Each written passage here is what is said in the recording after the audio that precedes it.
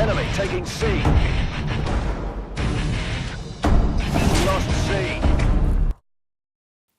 Hello YouTube, this is World War Black Ops Pro, and today I'm going to give you an updated version of my review of Advanced Warfare, because I did one a few weeks ago, and although it's not invalid right now, but it's just that a lot of things have changed between now and then in terms of patches and strategies. So I'd kind of like to go over like whether I think this game is worth buying in its current state, because things can change, but what do I think is worth buying in this current state? Because as you guys know, Christmas is just around the corner, and a lot of you guys might be on the borderline about whether you should get this game or not. And I'm just gonna kind of explain what this game has to offer and whether or not it's worth your $60. So yeah, let's get into it without further ado. So as you guys know, this game is kind of like a standard Call of Duty game in that it has campaign, multiplayer, and a co-op mode. And in this game, that co-op mode is Exo Survival. Now let's start with the campaign. Now the campaign, it's kind of like a standard Call of Duty campaign.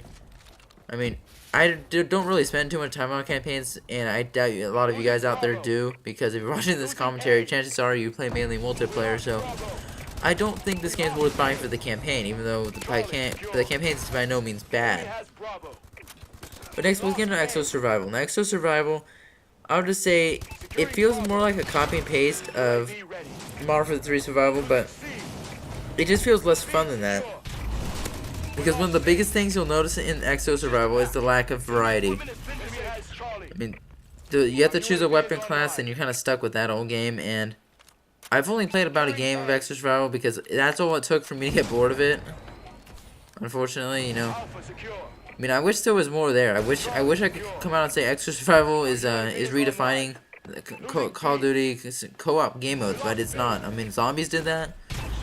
And although they are bringing in Exo Zombies, I wouldn't count on that saving this game, because Exo Zombies are going to be jumping like 30 feet in the air like they were in the trailer, or at least that's how it appears from the moment. I mean, we haven't actually seen any actual gameplay, we've only seen the trailer, but we can assume that the zombies are going to have Exo packs, so we're not going to be able to train them in quite the same ways as we did in Treyarch Zombies. So Sledgehammer's probably going to find a way to mess up the regular zombies. So guys, if you're going to buy this game just for zombies, I would hold off until we actually start seeing some zombies gameplay, like after the DLC actually comes out. So yeah, just hold on to your money for now if you're waiting on Exo Zombies. So far, campaign, zombies, and the Exo Survival are not worth buying this game for. So the thing that's left is multiplayer, and multiplayer is really key when a lot of people buy Call of Duty. That's what they're looking for. And although this multiplayer can be fun, don't get me wrong, I mean, I've been having a lot of fun on it, but there's just a few problems with it. Like one of them is the gun balance. Like, if you guys haven't seen my gun balance video, like some of the gun balances in this game are really bad. They're skewed. They're just kind of, they're terribly unbalanced. And if you guys haven't seen my gun balance video, go check that out, because I think that would clear up a lot of explanations, or I mean, a lot of it would help explain. Just why SMGs can outgun assault rifles, and why assault rifles are kind of underpowered in my honest opinion, and why SMGs are also underpowered. But they work in weird ways in this game. So definitely go check that out. So the gun balance and also the lasers in this game are ridiculously overpowered, at least on 360. And yeah, and another thing is, guys, the streaks are they're decent if you put attachments on them, but they're not those revolutionary streaks like from MW2. So I mean, they can be fun to get streaks, but you're not gonna get like a ridiculous amount of kills. Like if you were using the VTOL warship in Black Ops 2, I mean that thing was great. I mean, you get a lot of kills with that, but the same can't be said with the Warbird or Paladin. But you can get a decent amount of kills, but you won't get a ridiculous amount of kills. So I mean, it's kind of hard to get streaks, but they're overall they're pretty weak for the amount of score that is required to get them. So do keep that in mind. But another thing I'm gonna go into is the lack of variety of the weapons. Like I was gonna just say guns, but just weapons in general. And what that means for this game, because it kind of means a lot, because in this game there's only about 6 assault rifles, I think 6 SMGs, and guys, that is not very much at all. I mean, Black Ops 1, I think we got like 10 assault rifles and 9 SMGs, so, I mean, there's a big difference there. We got like 50% more guns for those two categories, and then only 3 shotguns, and I'm not saying that I'm upset about having a limited variety of shotguns, because, you know, I don't really like shotguns being in multiplayer. I mean, they don't have any place in Call of Duty, in my honest opinion, especially since they're not used in wars, especially if they're not used as military weapons. And they're really annoying to get one shot by this guy who sprays like a whole magazine of bulldog ammo at you. I mean, that's really annoying. So there are only three shotguns and then 4 sniper rifles, but I think that, yeah, there's like 4 sniper rifles, and yeah, that's about right. I mean, most games usually don't have more than like 4 snipers. But and then the heavy weapons, there's 2 LMGs, and there's 2 like. There's like an energy weapon with the EMP3, that's like, and then we got the laser beam, the EM1 of course, and specials. It's that 6-round noob tube launcher, and also have the shield. But the shield isn't that effective for head glitching in this game, but you know, it still works. But yeah, there's not too much variety, and some of the guns aren't even usable. Like, for example, well, I wouldn't say not usable. I'll just say they're not just for general use. Like the burst rifles, like the RAX and the IMR.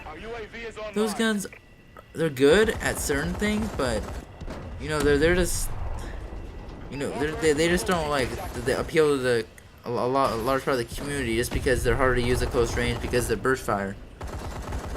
So, okay, there's 2 assault rifles gone. Then we have the semi-automatic MK14, since a lot of people are not gonna like it since it's kind of weak. And not only that, it's semi-automatic. A lot of people don't like using semi-automatics, and there's no select fire in this game, so people aren't gonna be using it. So, there's 3 assault rifles down, and then there's the bow, of course, and then we have the AK, and then we have the HBR. And out of those 3, I can definitively say that the AK-12 is the best out of those. But guys, the Valve 27 did get a nerf, pretty significant nerf, especially if you're not using grip, which increases the recoil, lays down 360. So the only 2 unnerfed assault rifles are the AK and the HBR. So you know, your weapon variety is very limited in this game. And also, guys, the SMGs, there's only like 2 SMGs that are worth using, which is the KF5, which is pretty overpowered, especially during the first 5 rounds, because if you guys didn't know, that does increase for bonus damage. And, you know, in the ASM-1, because the ASM-1 is actually pretty good. I mean, I don't really think it's that overpowered. It's just good, but the other SMGs probably aren't worth your time using. As you guys saw, I got my 2nd Paladin, so you guys can get streaks in this game, if you know what you're doing, but, you know, so guys, do I think you should get Advanced Warfare for like Christmas or anytime soon? Because a lot of you guys are probably gonna get it for Christmas, or you're gonna ask for it for Christmas. So, do I think you should get it? And my honest opinion on this is like not in the current state the game's in, but maybe wait a little bit, maybe, because this game has potential, but not in its current state. I mean, a lot of things need to be fixed. I mean, Exo Zombies may be the best thing that ever came to Call of Duty. I highly doubt it, but it could be. I mean, we have to give that a chance, but we won't know until January. And also, guys, the sales for Advanced Warfare haven't been doing very well, and one can tell that because they haven't released the sales figures for a 2nd year in a row. Activision hasn't, and they also hid the player count for all the playlists. So, I mean, it's almost like they're embarrassed to show how many people are actually playing their game. So guys, the price is likely to drop. Like, if the demand's really low for this game, people aren't buying this game, the price will naturally decrease. And that's what happened with Ghost. Like 3 or 4 months after the game came out, it was like dropped to $40, and then it was dropped to $20. Like, so you can get certain deals for $20 for COD Ghost, because the sales weren't great. And this game is probably gonna be no different in terms of sales. So, I mean, you'll probably be able, like a month or 2 down the road, you'll probably be able to get a deal on it. So, yeah, guys, if you're on the borderline about whether you should get it, maybe you should just wait a little bit until they fix some stuff, maybe patch up a few glitches and all this other stuff, and yeah, just balance out the guns more. So, anyway, guys, I hope you enjoyed the commentary. Don't forget to like and subscribe if you did, and thanks for watching. This has been World of War, and see you guys later.